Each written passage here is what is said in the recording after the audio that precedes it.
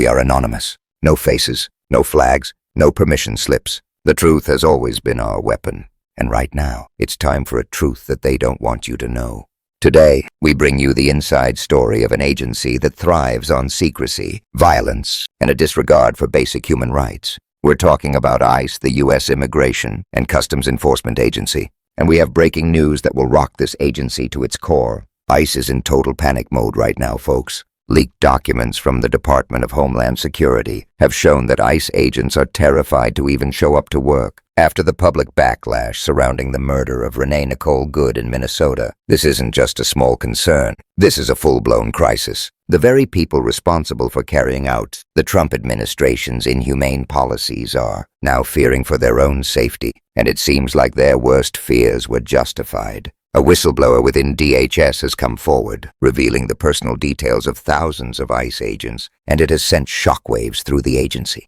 We've got names, emails, phone numbers, job roles, everything you need to identify these perpetrators of state-sanctioned violence. And what's even more stunning is how the whistleblower's release of this sensitive information follows the killing of Renee Nicole Good, a 37-year-old American woman, a mother of 3. She was murdered by an ICE agent during an operation in South Minneapolis, an event that set off a wave of anger and fear within the ranks of DHS. ICE agents and Border Patrol personnel are now questioning their own actions as the backlash from the public continues to grow. In fact, internal documents show that DHS officers are being briefed about their legal responsibilities and reminded that they can be protested against, even cursed at, and that it's all perfectly legal.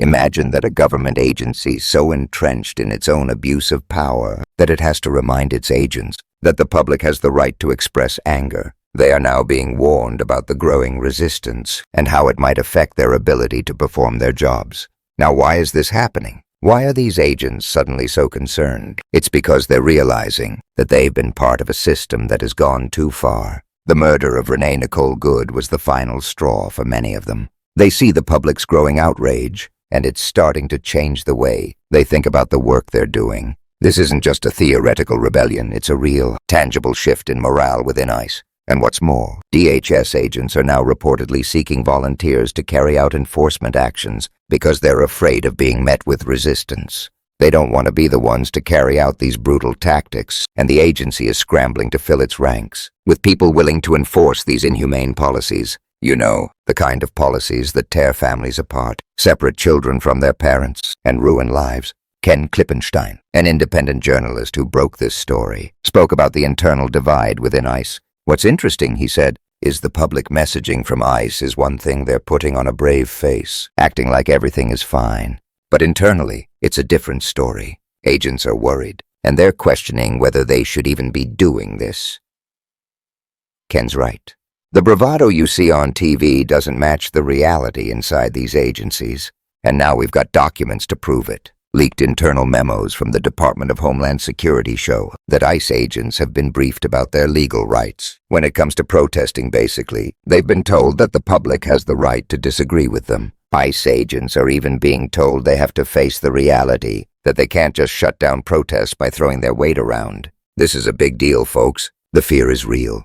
The pressure is mounting. But that's not all. Thanks to the bravery of a DHS whistleblower, the personal details of thousands of ICE and Border Patrol agents have now been leaked to the public. This includes sensitive information about nearly 2,000 frontline enforcement agents and around 4,500 employees overall. These details were released by a site called ICEList, run by a group called the Accountability Initiative. And let me tell you, this leak is huge. It's a goldmine of information that could help us hold these agents accountable for their actions. This leak contains everything from names and phone numbers to work emails, and even previous job information. The founder of ICEList, Dominic Skinner, told the Daily Beast that this was a sign of the growing dissatisfaction within the agency and the public. The backlash from the shooting of Renee Nicole Good was the final push that led to this leak, and it's a clear message to the government. People aren't happy with how ICE is operating, and you better believe that this leak is a game changer.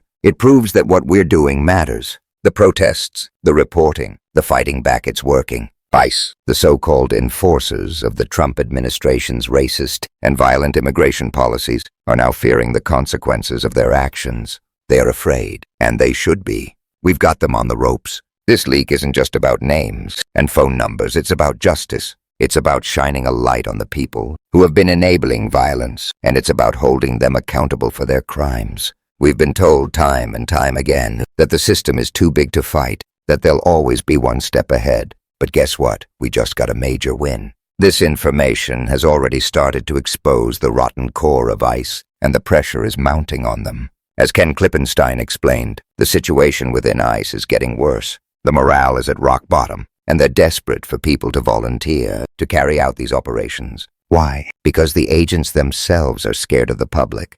They don't want to face the backlash. They don't want to be part of an organization that's viewed as a symbol of oppression. They know that the public is angry, and they know that they're being watched. They can no longer hide behind their badges and pretend they're doing a noble job. The public sees them for what they are, enforcers of a corrupt and cruel system. Now, the Trump administration and their allies, like South Dakota Governor Kristi Noem, have been quick to defend ICE. They've been trying to paint a picture of ICE as heroes, as brave men and women doing the dirty work that no one else wants to do.